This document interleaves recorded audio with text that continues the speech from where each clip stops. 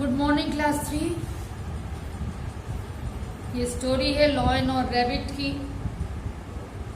हो सकता है जानते भी हो, फिर भी चलिए बताती हूँ मैं। एक बड़ा सा जंगल था और ढेर सारे एनिमल्स उसमें रहते थे। लेकिन उसी जंगल में एक लॉयन भी रहता था जो खुद को पशुओं का राजा कहता था और रोज कई एनिमल्स को मार करके खा जाता था। अब सारे जानवर भयभीत रहते थे, कब कौन पकड़ा जाए। तो रोज मतलब हर जानवर हर समय भयभीत। अंत में जानवरों ने एक मीटिंग की, इस प्रॉब्लम को डिस्कस किया आपस में और ये कहा कि यदि इसी तरह से कई जानवरों को डेली ये मारता रहा लॉयन, तो हम तो सब के सब बहुत जल्दी ही मारे जाएंगे। क्या हो?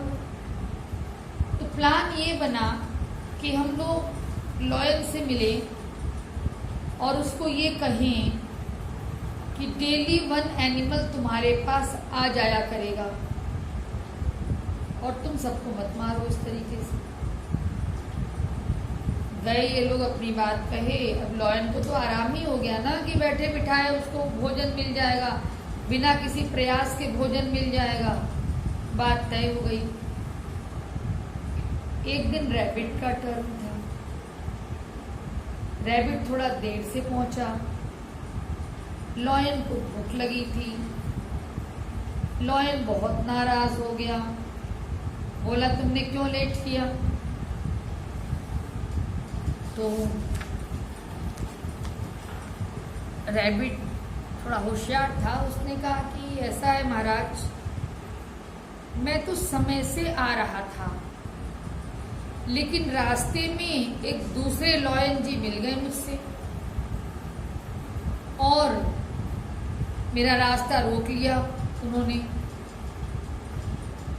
उनसे बचकर निकलने में मुझे लेट हो गया। अब ये सुनकर के ये लॉयन जो है जंगल वाला दहाड़ने लगा, बोला अरे मैं अकेला ना जाऊं जंगल का, कोई दूसरा मेरा स्थान कैसे ले सकता है? चलो ले चलो मुझे उस लॉयन के पास जिसने तुम्हें रोका था। रैबिट तो होशियार था, ले गया इनको।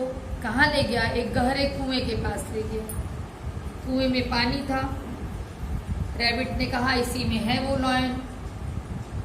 लॉयन ने झांका, उसमें झांका तो पानी में इनको अपनी ही परछाई दिखाई पड़ी, लेकिन ये सोचे कि वो दूसरा लॉयन है।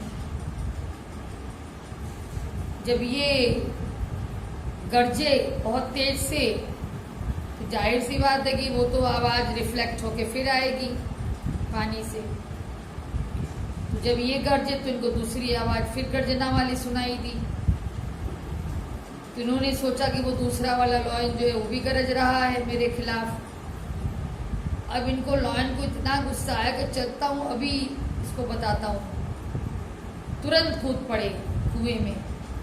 अब जब कुएं में कूद पड़े तो कुएं से निकल तो पाएंगे नहीं, गहरा कुआं था, उसी में बेचारे मर गए। अब सारे एनिमल्स को जब ये बात पता चली, सब वहाँ इकट्ठा हुए कुएं के पास, बहुत खुश हुए और उन लोगों ने उस चालाक रैबिट की बहुत प्रशंसा की और उसको धन्यवाद दिया कि तुमने हम लोग का जीवन बचा लिया हमेशा हमेशा के लिए, ठीक है। यानी अब कोई लॉयन के द्वारा मारा नहीं जाएगा, ठीक है। तो ये बेटा स्टोरी थी। और स्टोरी का लेसन क्या है, मोरल क्या है, पढ़े होगे तुम लोग। अकल बड़ी की भैंस, अकल बड़ी होती है भैंस बड़ी नहीं होती है। उसी को इंग्लिश में कहा जाता है wisdom is stronger than strength. बुद्धि जो है वह ज़्यादा ताकतवर होती है। आपके शारीरिक ताकत की तुलना में आपकी बुद्धि की जो ताकत होती है वो ज़्यादा स्ट्रॉन्ग होती है, ज़्यादा बलवान होती है। ठीक है बेटा, ये स्टोरी थी। यानी अक्ल का, बुद्धि का बहुत बड़ा रोल है आपके जीवन में। तो कोई भी कार्य करिए थोड़ा सोच समझ करके, दिमाग को लगा के करिए। ओके बेटा, थैंक यू।